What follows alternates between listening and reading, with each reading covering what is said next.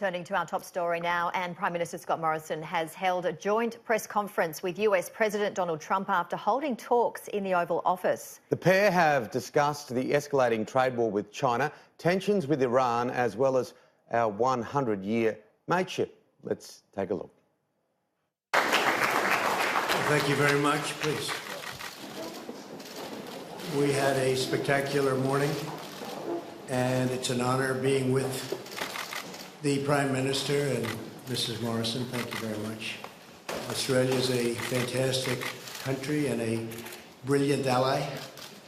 We just spent a lot of time together with our representatives, and they get along very well, and we're doing a lot of deals. And we talked military, we talked trade, we talked about everything you can talk about, and we came to the same conclusion, I think, in every case. But I just want to say it's an honor having both of you here. Thank you very much. You have a truly great country, and I don't think we've ever had a better relationship than we have right now. And tonight we're going to have something very special in the Rose Garden, and based on all of that money we spend on all of that weather predicting equipment, they're saying no chance of rain. Let's see if that's right. If it is, we'll run right back into this room. But we're going to have a fantastic evening. And First Lady, thank you very much. You worked very hard on this. So it's not going to rain. It's going to be a beautiful evening. And great job. Really great job, honey. Thank you. Please.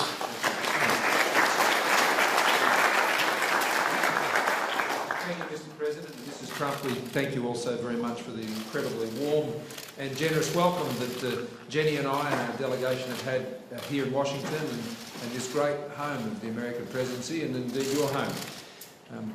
One of the many things that the President and I share in common is a passion for jobs.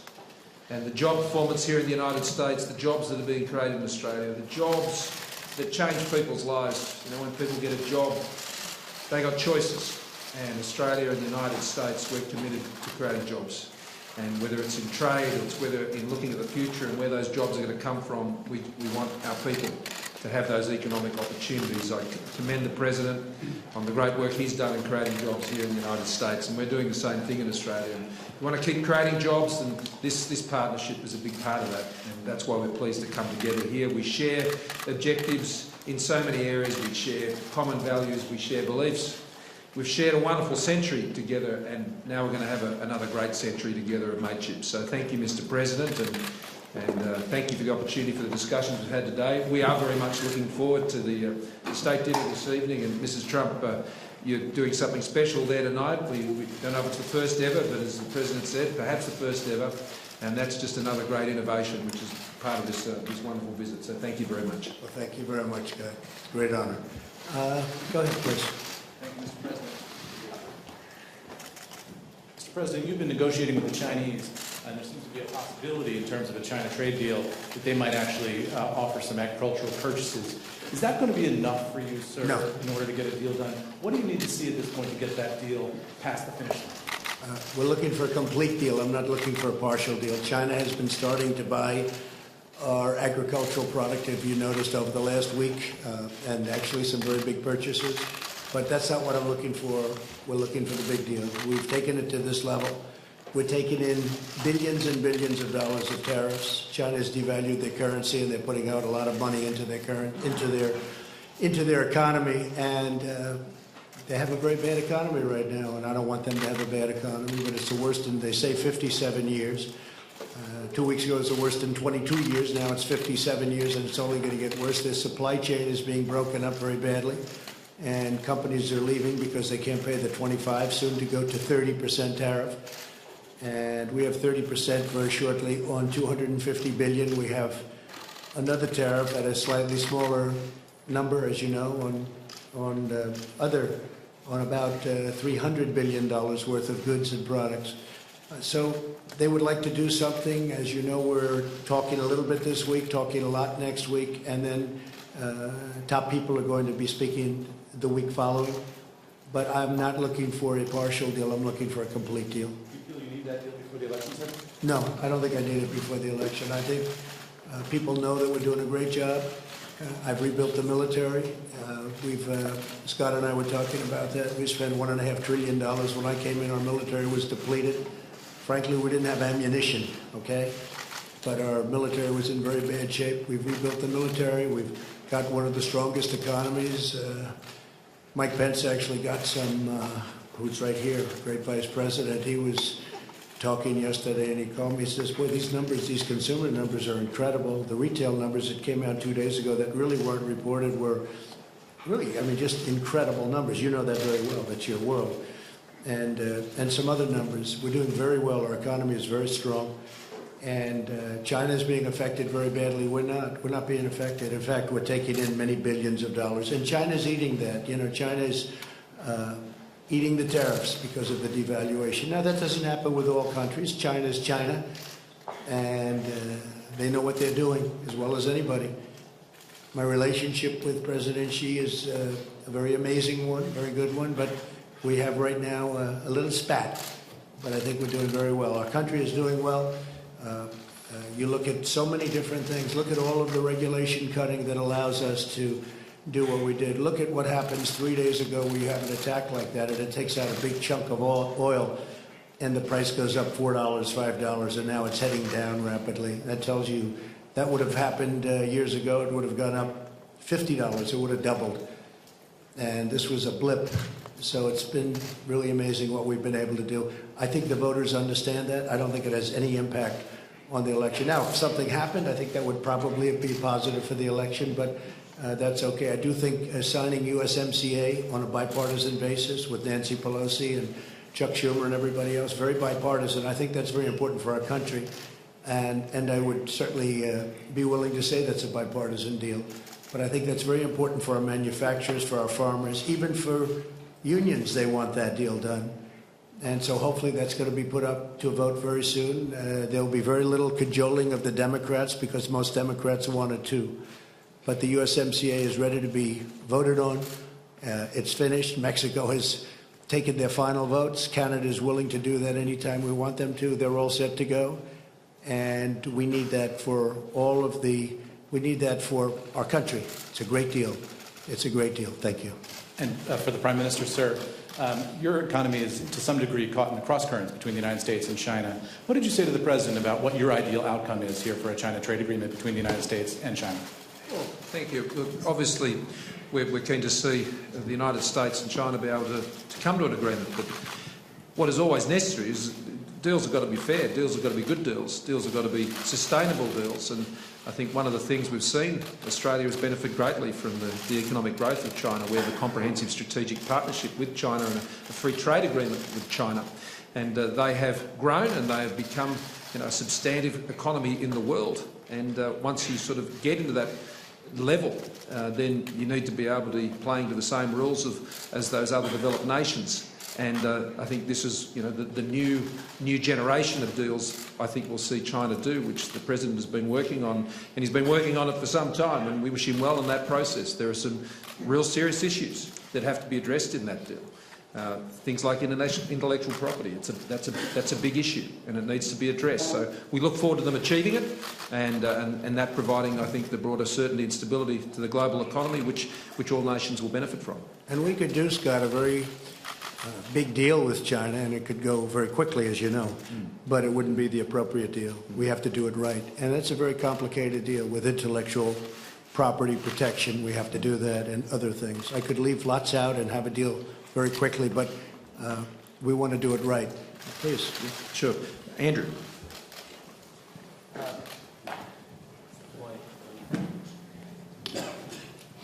I assume Andrew is a nice person?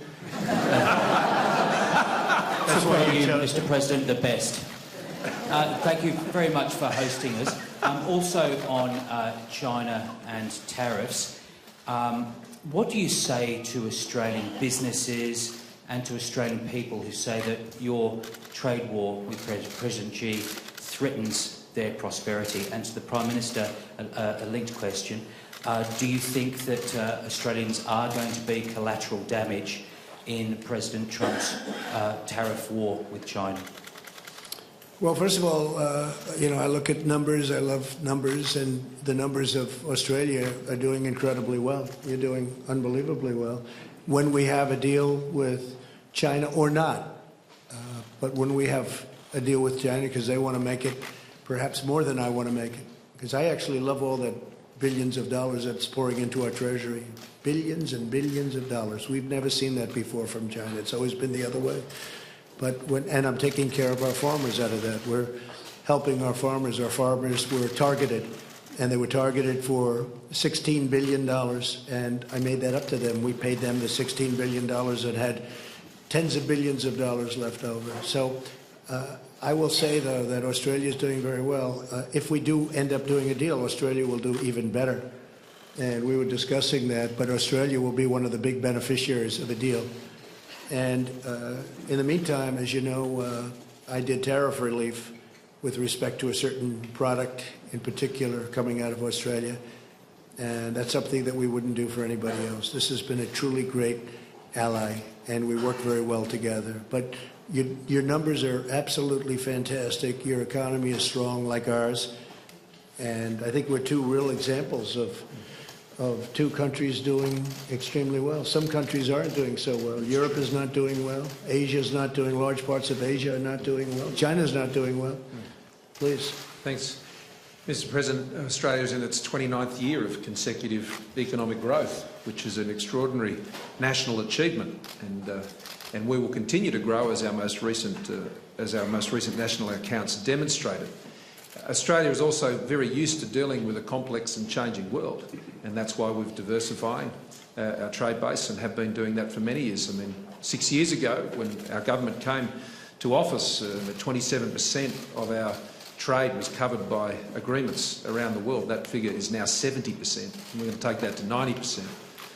And that's important, and that's opening up opportunities. So there are ebbs and flows that go in the global economy, and Australia has built up a resilience through the broad-based nature in which we're taking our economy to the world. I mean, Australia has never got rich selling things to itself, and we've always had an outward-looking perspective when it comes to engaging our economic opportunities.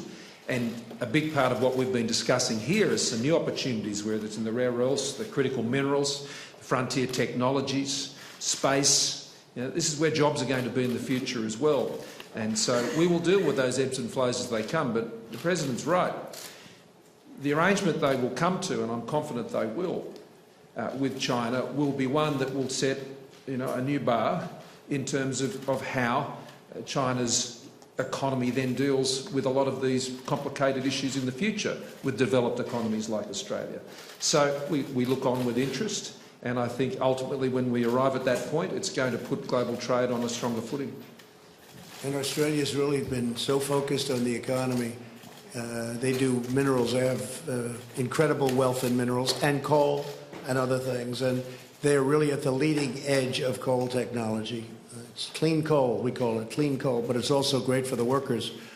And things that would happen to, because it was very dangerous years ago and very bad for a lot of people. And you've rectified that 100%. It's incredible. I looked at your statistics the other day, and coal miners are very, very safe in Australia. It's incredible what you've done. In fact, we're looking at what you've done. We can do a deal on that. I want to go. We'll do a deal. We'll make a deal. Yeah, go ahead, please. Thank you. In the midst of these escalating tensions with Iran, you've now named a new National Security Advisor, Robert O'Brien. Yes.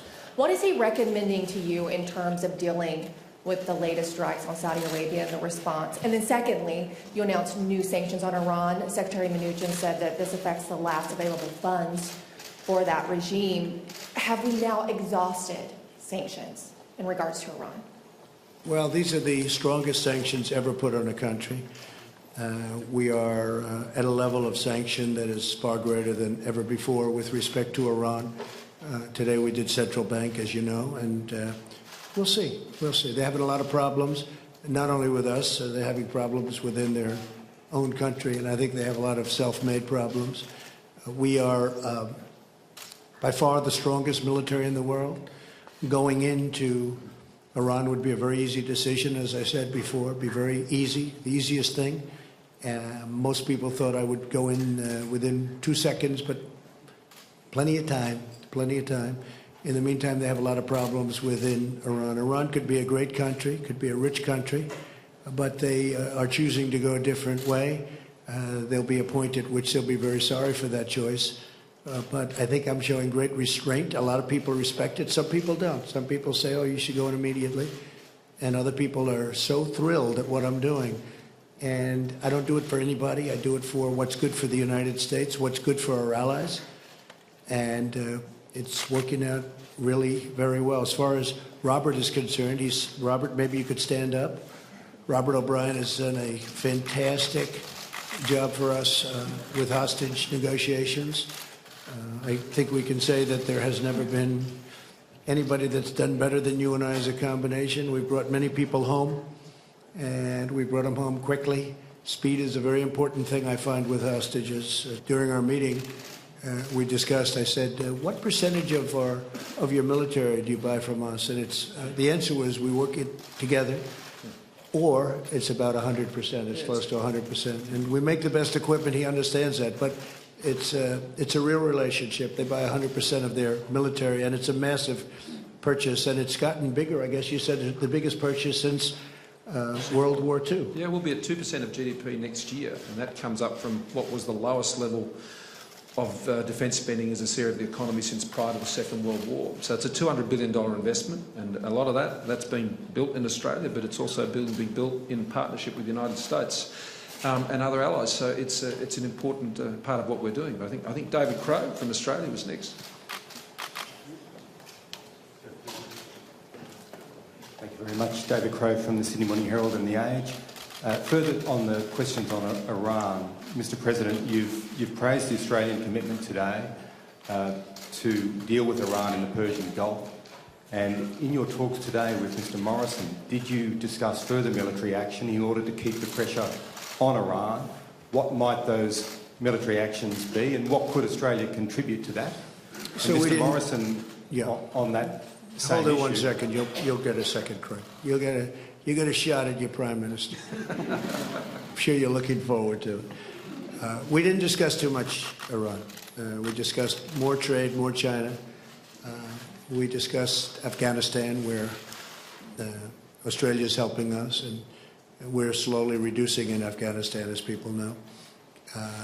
We've been very effective in Afghanistan, and if we wanted to do a certain method of war, we would win that very quickly. But many, really tens of millions of people would be killed.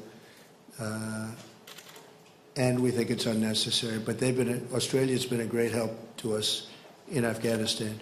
But we're reducing in Afghanistan. We're reducing in Syria, where we had, we've taken over 100% of the caliphate. We have 100%. When I came in, it was smaller, but it was a mess. It was all over. And now it's in a position, and I won't repeat what I said before with the prisoners, but we have thousands of ISIS fighters from our work in capturing 100% of the caliphate. And we're asking the countries from where they came, whether it's Germany or France or other countries, to take those people back, put them on trial, do what they have to do with them. But the United States will not keep thousands and thousands of people for the next possibly 50 years or whatever it may be. It's going to be up to those countries. We did them a big favor. We went in. We took them down. The ISIS fighters, in the end, weren't very good fighters against the United States. But we have thousands of them, and we want them to be taken over by Germany, France, and all of those countries from where they came. Okay? Thank you. And Mr. Morrison, on the same issue of Iran, are you open to further military action against Iran, or is the Australian commitment solely contained to a freedom of navigation patrol exercise? Well, as the President said, there are no further activities planned or requested for assistance from Australia. So the question to that extent is moot. And I want to commend the President, who's demonstrating, as he said in the earlier press conference in the Oval Office, restraint. There are other measures that he and the Secretary have announced today, and they are pursuing those channels. So the calibrated, I think, very measured response that the United States is taking has been a matter for them, and And obviously at any time when issues are raised with us as an ally, we consider them on their merits at the time and in Australia's national interest. So I think that's where that's heading. Well, thank you very much. And Jennifer, thank you very much. First Lady, thank you. And I hope you're going to be able to see tonight to the media, because really it's going to be a beautiful evening in honour of Australia and the Morrisons. Thank you very much. Thank you. Thank you.